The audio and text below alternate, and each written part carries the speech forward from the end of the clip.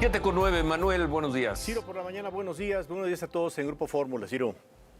Bueno, acabo de recibir un texto del expresidente Ernesto Zedillo, que supongo está comenzando a circular, o en los próximos minutos lo hará circular por otros medios.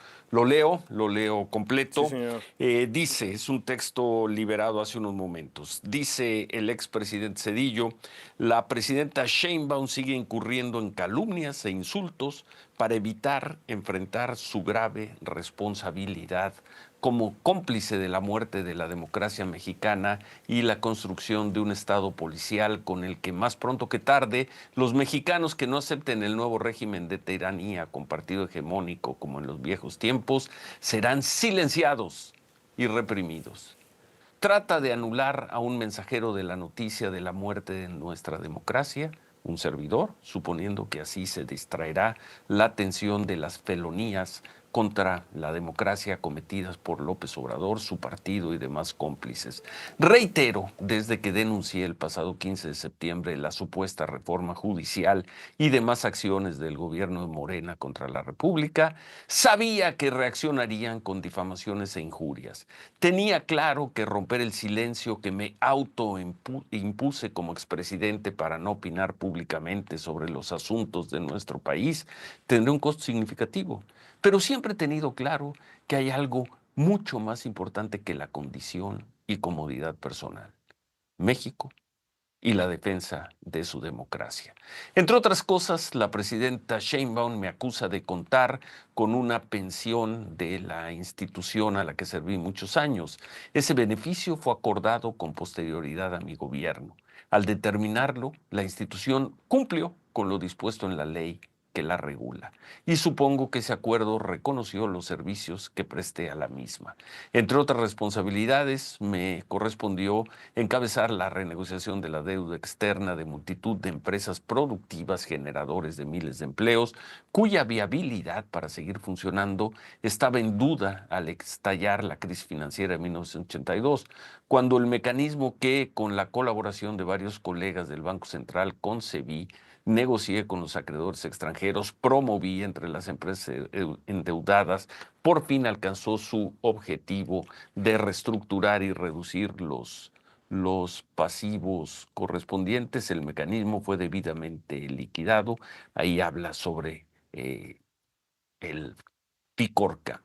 No me apenó aceptar la jubilación acordada y simultáneamente renunciar a mi pensión como expresidente. En retrospectiva, fue una decisión acertada. Al llegar López Obrador a la presidencia, de manera arbitraria y grosera, dispuso la cancelación de las pensiones, la seguridad y cualquier apoyo administrativo conferidos a los expresidentes del país. Ante la insidiosa e ilegal referencia de la presidenta Sheinbaum a mi pensión del Banco de México, cabe demandarle que aclare con todo detalle el fundamento jurídico y el costo de los enormes beneficios que goza López Obrador en su simulado retiro con cargo al erario público.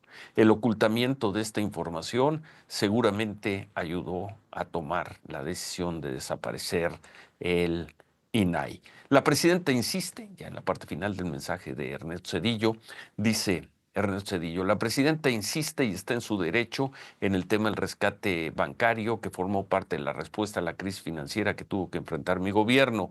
Que lo haga, pero sin incurrir en falsedades ni calumnias. También pudiera ocuparse en pensar qué haría ella de enfrentar el riesgo de quiebra del sistema bancario y con ello de la economía del país. Confío en que, aún a costa de su popularidad personal, dice, tomaría graves decisiones para evitar esa quiebra y asimismo cumplir con la ley que protege los depósitos bancarios. Asimismo, quiero insistir que, como se hizo con el rescate del sistema bancario, vea ella misma que se realicen auditorías independientes y profesionales de la destrucción del aeropuerto a medio terminar, y vuelve a hablar de Dos Bocas, del Tren Maya. Se debe saber cuánto costaron y qué beneficios se perdieron con esos caprichos de López Obrador.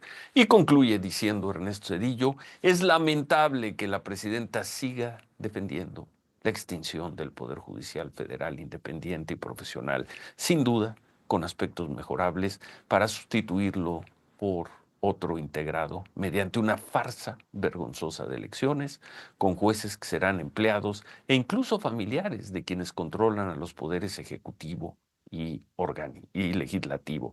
Y peor aún, como ya está siendo acreditado, individuos vinculados al crimen organizado.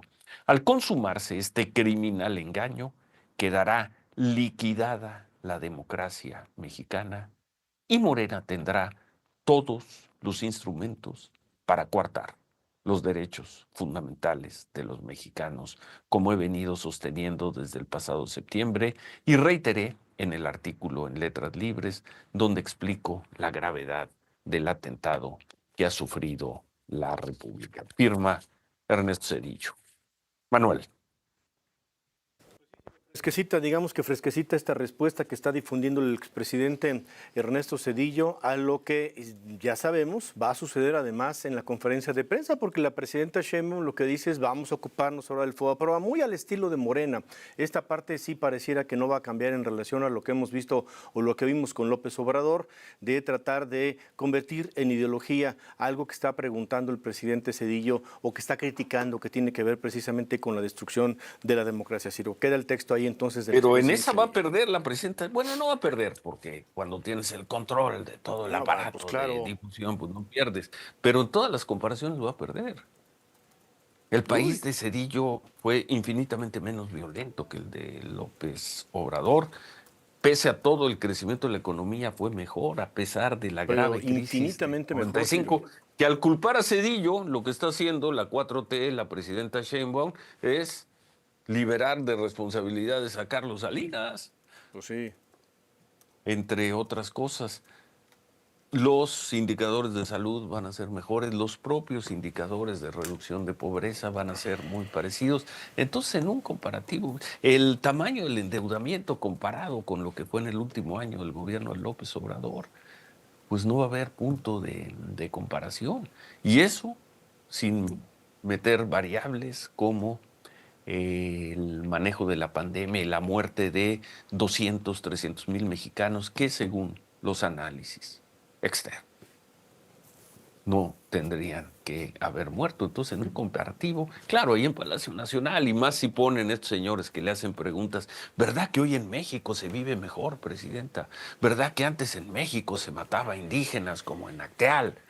Claro, no van a hablar de la muerte de los jesuitas, ni de los Levarón, ni de eso, ni van a hablar de la mayor cantidad de homicidios de mexicanos en un sexenio, como se vivió con López Obrador, ni mucho menos se va a hablar del mayor crimen perpetrado jamás por un presidente mexicano, como fue el que cometió entre 2018 y 2024 Andrés Manuel López Obrador, que fue dejar a cientos de miles de mexicanos, a millones de mexicanos, a merced de los grupos criminales.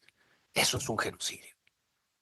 Que se llevaran a las hijas, que, como lo hemos visto, se llevaran a los hijos, que acabaran, que expulsaran a las gentes de sus casas, que impusieran la ley, que impusieran la extorsión en prácticamente todo el país. ¿Qué otro presidente dejó en esa situación de desamparo a los mexicanos, sino Andrés Manuel López Obrador? Y lo van a comparar, ¿contra qué lo van a comparar? De Renato Cedillo, que por supuesto hay mucho que criticar de ese sexenio. ¿Contra qué?